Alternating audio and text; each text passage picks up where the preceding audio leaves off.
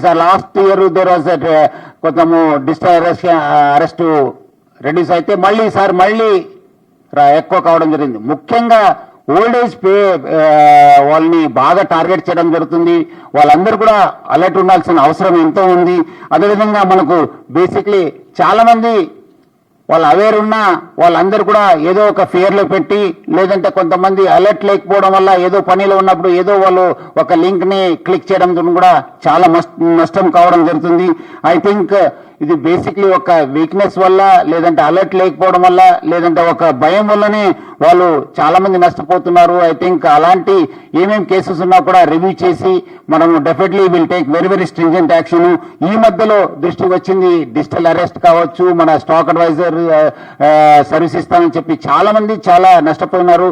డబ్బులు ఊరికే రావు. చాలా మంది స్టాక్ అడ్వైజర్లు పెడుతున్నారు, ఏదో మీకు స్టాక్ మార్కెట్ బూమింగ్ లో ఉంది, స్టాక్ మార్కెట్ ఈ రోజు పెడితే మీకు 1 వీక్ 10 days లో చాలా డబ్బులు వస్తుంది, చాలా మంది పోతున్నారు. అది కాదు, కష్టపడితేనే డబ్బులు వస్తుంది.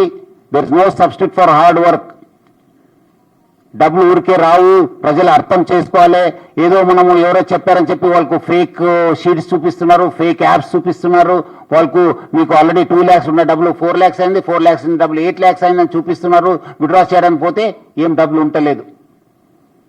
అది కూడా కొన్ని చోట్ల కూడా ఇది ఆర్గనైజ్డ్ గ్యాంగ్స్ గా మనము వీళ్ళు ఆపరేట్ చేస్తున్నారని చెప్పి తెలిసింది. బేసిక్లీ మనం అంతకుముందు కూడా చూశాను, కొన్ని చోట్ల కొన్ని ప్రాంతంలో కూడా వీళ్ళు కొన్ని సెంటర్స్ పెట్టుకొని, కొన్ని యూత్ పెట్టుకొని, ఎక్కడ కూడా ఒక కాల్ సెంటర్ నడిపించి వాళ్ళందరూ కూడా ప్రజలను మోసం చేసిన సందర్భాలు ఎక్కువ ఉన్నాం.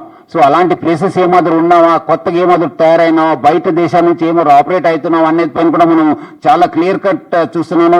నేను కూడా బయట పోలీస్ డిపార్ట్మెంట్ బయట ఉన్నప్పుడు కూడా చాలా దీనిపైన వేలాది పోస్ట్ పెట్టడం జరిగింది. చాలా మంది millions of people have viewed my post. Lot of awareness has come.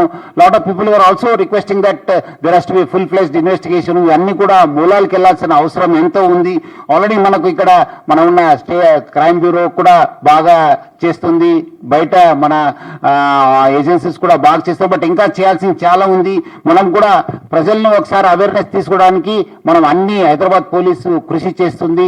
ఎందుకంటే దానివల్ల కూడా చాలా లాభం అవుతుంది. నేను బయట ఉన్నప్పుడు చూశాను, say no to betting apps అనే ఒక ఉద్యమం స్టార్ట్ చేసి it went into viral. Millions of people got viewed, people participated in that moment and ultimately it led to the banning of the online betting. దానివల్ల చాలా మంది నష్టపోవడం జరిగింది, చాలా పేరెంట్స్ నష్టపోయినారు. లాస్ట్ అప్పుడు కూడా చూశాను, జగిత్యాలలో ఒక రోజు సన్ చనిపోతే ఇంకోటి రోజు వాళ్ళ ఫాదర్ చనిపోవడం జరిగింది. ఎంత చాలా బాధకరము. Especially youth are getting attracted to this online. ఏదో డబ్బులు వస్తుందని చెప్పి చాలా మంది అనుకుంటున్నారు, అది చాలా నష్టం జరుగుతుంది. ఐ థింక్ ఈ సందర్భంలో ఇక్కడ ఉన్న మన సోషల్ మీడియా ఇన్ఫ్లుయెన్స్ కావచ్చు, సెలబ్రిటీస్ కావచ్చు, please don't endorse such advertisements. మీరు అందరూ కూడా నేను కోరుతున్నాను, మీరు డోంట్ ఎండోర్స్ ఎనీథింగ్. మీరు సమాజ కోసము, ప్రజల కోసము మంచి పని చేయడానికి కృషి చేయను, కానీ మీరు ఇలాంటి ఆన్లైన్ బెట్టింగ్స్ కావచ్చు, వేరే యాప్స్ కి మీరు ఎండోర్స్ చేయవద్దని చెప్పి కోరుతున్నాను. మనం కూడా ఒక